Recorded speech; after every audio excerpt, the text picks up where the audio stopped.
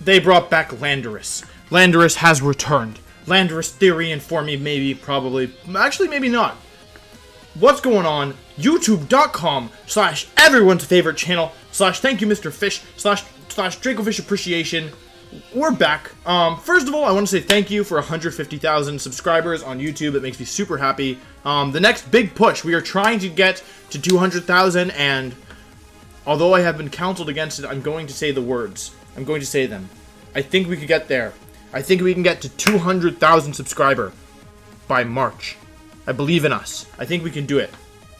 If we get 200,000 subscribers, I will cosplay as Dracofish, which is obviously something that everyone wanted and asked for, and yeah, that was a popular request. Surely he wouldn't do that without it being requested popularly. Anyway, thank you again for 150k. I will be customizing my trainer, probably on stream, maybe just off stream. I don't know. I'll look at clothing options. Anyway, that's probably not why you're here. If it is why you're here, thank you.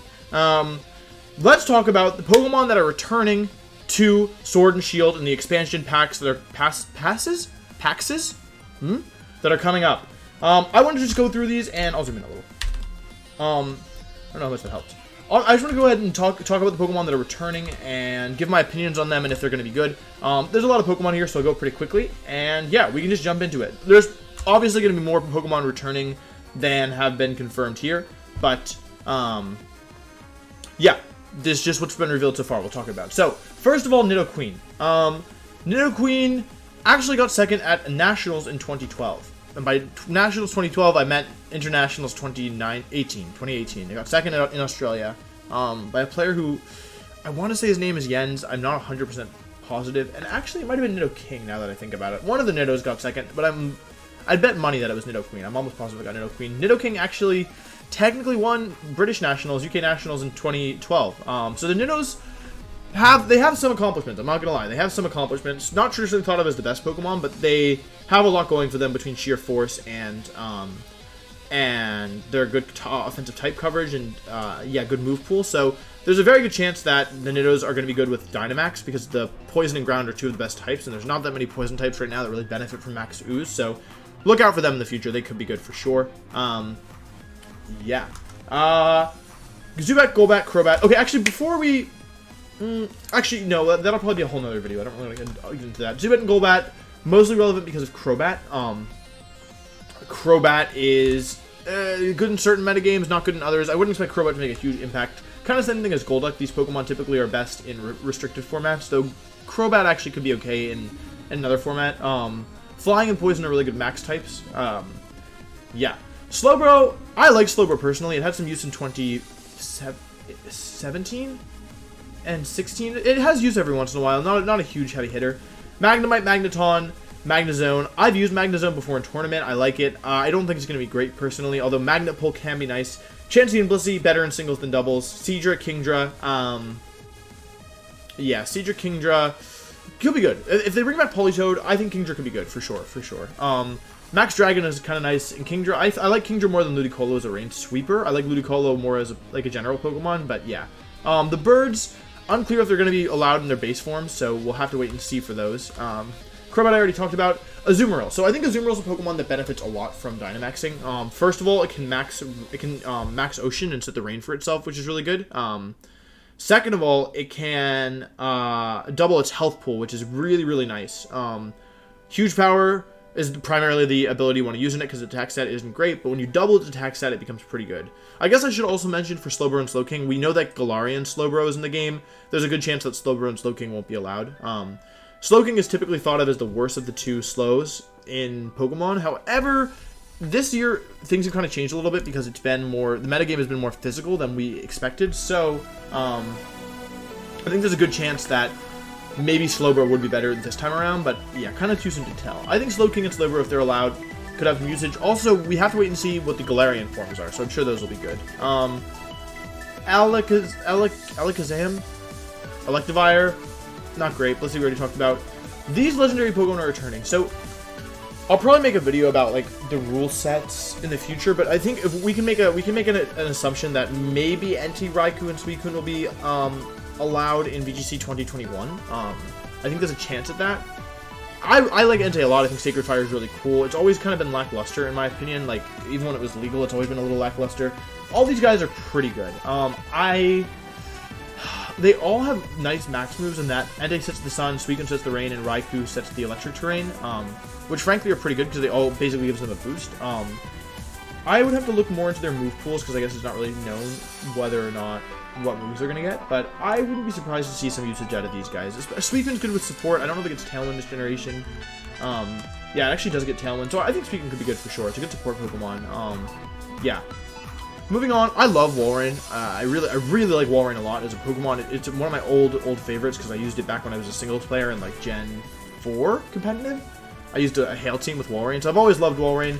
Steelio actually had some usage in a restricted format thanks to Thick Fat. I used Super Fang.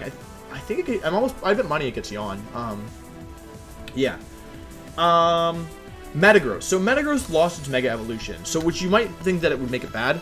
It's definitely not as good. However, Metagross in 2017, what people did with it is they ran Assault Vest or Rosalie Berry, very bulky Salamence, and they gave Salamence Bulldoze.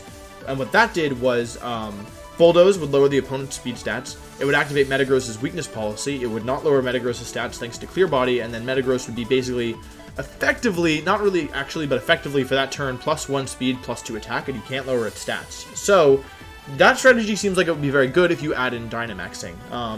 Dynamax, weakness policy, Metagross sounds really good. It gets like Steel and Psychic are both very good coverage, or both good max types for Metagross. I'm also, I guess, operating on the assumption that all these Pokemon will be able to Dynamax, which may be incorrect, but yeah. I think Metagross could be super good. It gets Hammer Arm. It gets, it has a lot of good options. I think it will probably not be like a top tier threat, but definitely something that like at some point you'll have to respect. It's Earthquake, Thunder Punch, Ice Punch, really good coverage moves. I don't know if these are all legal. I don't really want to read too much into it.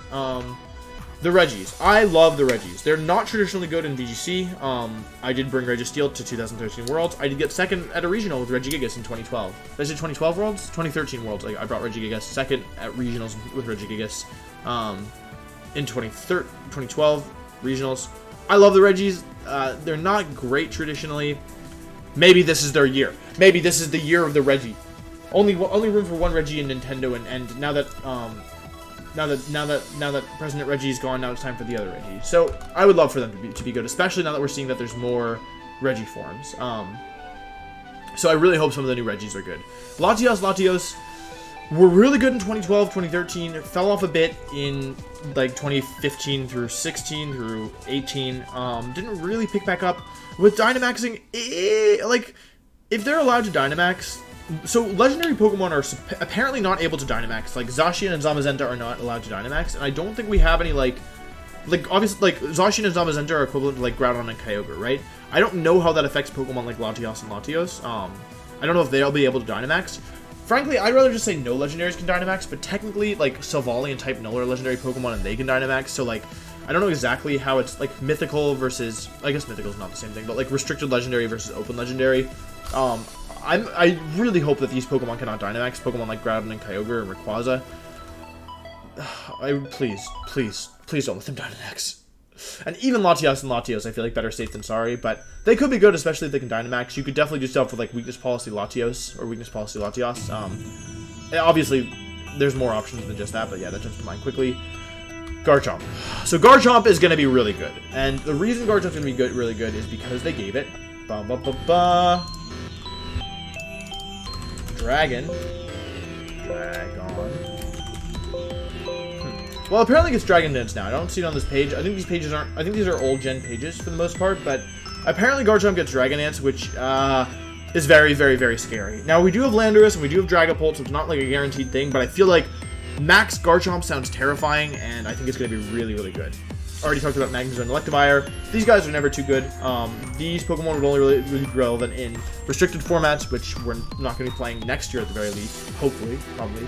Heatran I love. Heatran I think will be good as well, although it has fallen off ever since Gen 5. I feel like Gen 6 and Gen 7 Heatran just didn't feel the same to me, but Heatran's going to be good, I think. Steel is really good as a max typing if it's able to max. Even if it's not able to max, it's still a good Pokemon. I really like Heatran. Maybe it gets some new moves. Cresselia has fallen off. Cresselia fell off when Incineroar was confirmed, frankly. I feel like Cresselia is not as good as it once was, but still a very good Pokemon, thanks to its incredible bulk and really good supporting capabilities. Zoroark has some usage every once in a while. It's not great. kind of the same with Cryogonal, but even less usage. Volcarona is good. Volcarona is a very good Pokemon, and if it can max Bug lowers your special attack, or your opponent's special attack, so Volcarona could be really, really good, I think. The Genies. I don't think I really need to say too much. Tornadus, Thundurus, and Landorus. Apparently you can get these Pokemon in dens, which means their hidden abilities be legal. And if you have Defiant Tornadus incarnate form, I don't know, or Sheer Force Landorus incarnate form, it's gonna be interesting. So these guys have the potential to be really, really dangerous. I pray they can't Dynamax. I do not want to deal with Dynamax Landorus-T. I mean, I'm really happy Tornadus makes it in. Though, frankly, I think even though I love Tornadus Therian form, I think I'd rather have no Tornadus Therian and no Landorus Therian, because it's not confirmed if you can change the forms. We'll have to pray. I hate Talonflame as a Pokemon. I've always hated it. I have some bad experiences with Talonflame. It's back in the decks. It'll be okay, depending on the format. They brought back Xerneas. They brought back Xerneas. I don't want to talk about Xerneas. Please don't make me talk about Xerneas. Yveltal and Zygarde are both cool. The Tapus. They brought back the Tapus. I would have been really happy to have these stay gone, frankly. I pray they can't Dynamax. I'm really glad to have a Wooloo mated in the game, but all the other three can just get on the bus out of town. Yeah. Lycanroc as well. Lycanroc is not great. So, in short, there's basically, I think what's going to happen is these new tools, and again, there's going to be more than what I've already talked about and what has already been revealed, obviously. But I think the new tools are going to change the game in a really healthy way. I hope there's a lot depends on the Dynamax mechanic, and a lot depends on specifically how the metagame shapes up, I guess, and on move pool distributions. And they mentioned there's going to be move tutors, so there's going to be more moves introduced. I'm hopeful at the very least. I think a lot of these Pokemon returning are good. I think a lot of them have niche uses, which is kind of like, I think what a lot of casual viewers like to see, right? Like, there's a lot of, you could probably use Golduck and do okay with it, right? Like, there's a lot, the Crobat might be okay. Like, you'd max Ooze and pair it with a fast Choice Specs user, you know? Azumarill, there's a lot of cool Pokemon on here. Magnezone has some usage. The Niddos, I think, are going to be sleeper picks, in my opinion. Garchomp, yeah. Garchomp isn't a sleeper pick. Everyone's mad at Garchomp. Volcarona will be good. Like I said, there's a lot of cool stuff here. Kind of a lot of, I feel like we're it's not that many returning Pokemon all in all that are going to be legal next year probably. So, yeah, but I think this is overall going to be good. They're adding back a lot of the heavy hitters, a lot of the VGC favorites. Yeah. So anyway, I think that's it. Let me know if you like the style of video. I do I do love uploading battle content, but I also I'm trying to branch out a little bit, kind of be content creator, try experimenting. So if you like any of the other stuff I do, please let me know. Please show this video some love, because yeah, that makes it easier for me to justify stepping away from my just battling all the time, which of course I totally enjoy, but I like to mix it up, and I like to provide more informational content as well. So anyway, I think that's all I want to say. I have a feeling I'm going to miss getting this video up by midnight because it's 11:43, so I'm going to go get this video up so y'all can watch it. And yeah, thanks so much for watching, and I'll see you tomorrow for the next video. Also, Pokemon Sword and Shield Super Smash Bros. Invitationals on Sunday. Please support. I'm super nervous about it. I really want it to go well, so please support. Okay, that's all I want to say. Goodbye.